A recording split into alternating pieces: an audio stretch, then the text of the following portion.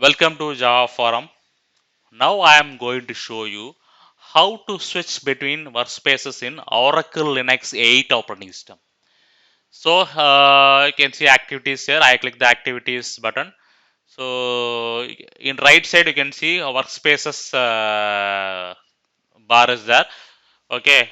So I am opening File Explorer in Workspace. In first workspace, I have opened the File Explorer. You can see second workspace is created automatically. So in second workspace, I am opening the terminal. That is, I am switching to second workspace and opening terminal. Now I am switching to third workspace and I am going to open some other application.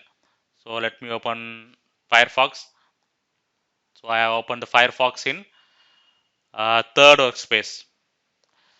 So fourth workspace, I am going to open some other application. So what is the usage of workspace? So usage of workspace is grouping of your application or grouping of your task. So it's a window grouping. Similar tasks can be similar applications or similar work can be grouped into single workspace. Okay, for example, I want to work in terminal and file explorer means I will switch over to workspace 1. Okay. So if I want to work in calculator and text editor means I will switch to workspace 4.